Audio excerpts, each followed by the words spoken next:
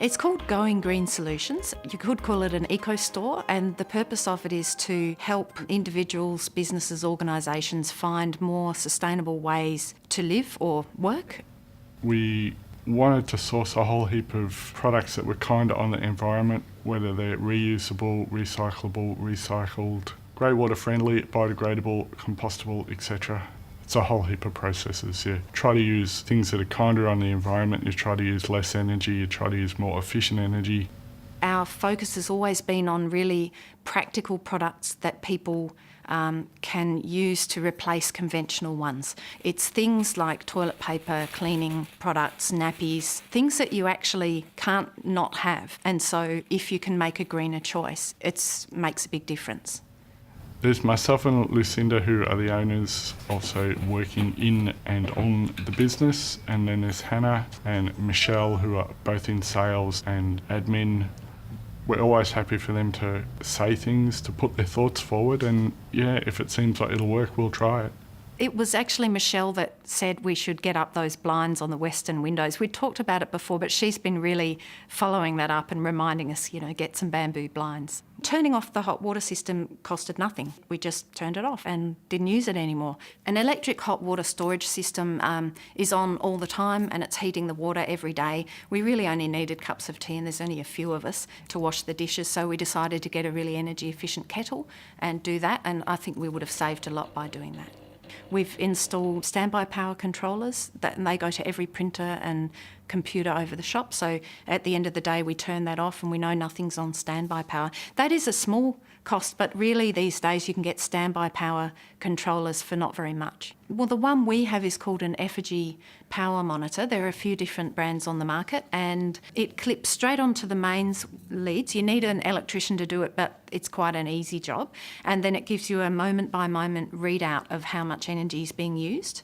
So you can watch it yourself, but also you can download the data onto a computer and compare week by week, month by month, year by year. We got rid of our really big fridge that we weren't using much, and we got a second-hand bar fridge and gave the old big one to the op shop.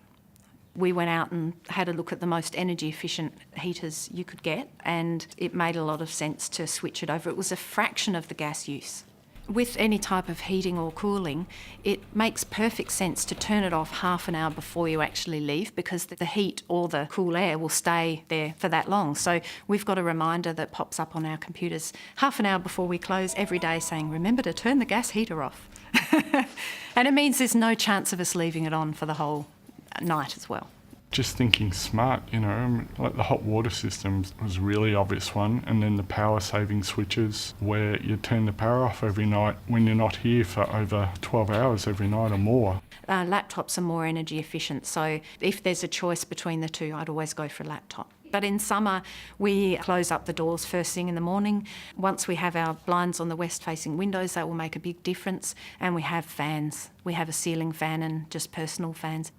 For us, it was really important to work where we lived. It meant we could only have one car. We share the car between the business and us. It means there's just so much less running around, less petrol, less time taken. So for us, it's a great benefit to be here. The aim for me is to show people how easy it is to improve the energy efficiency of their homes. Often people only call an assessor when they get a horrendously huge bill, like at $1,500 for a quarter. The cost of getting an energy assessor, or probably of undertaking the work yourself, might be a few $100s, but it is very likely that you could save that amount back and then every quarter thereafter, just by making some minor adjustments. There are lots of really good sites online that have free energy assessing tools to help you analyse bills to show whether there's seasonal fluctuations and what might be causing different energy use. I pay the bills, so I notice them. And I noticed, for example, that during summer, when we're not using our gas heater, our energy bills go down by about 3 kilowatts a day, which I thought was quite remarkable. So that must be for the fan for the heater. We get accredited green power. It means that it has been created with renewable energies. On our electricity bills, where it shows the carbon emissions for that quarter, it's always zero. It's just habits. You form a habit to be that way, and it becomes a part of how you are and who you are. It saves energy and it saves resources and it saves cash, which is the first thing that a lot of people think of, but for me it's about the other two, and helping provide for the future for everybody. There are so many things you can do without any cost, and it's estimated that about 70% of reduction in bills for a household is just purely by behavioural changes, and I think the same for workplaces.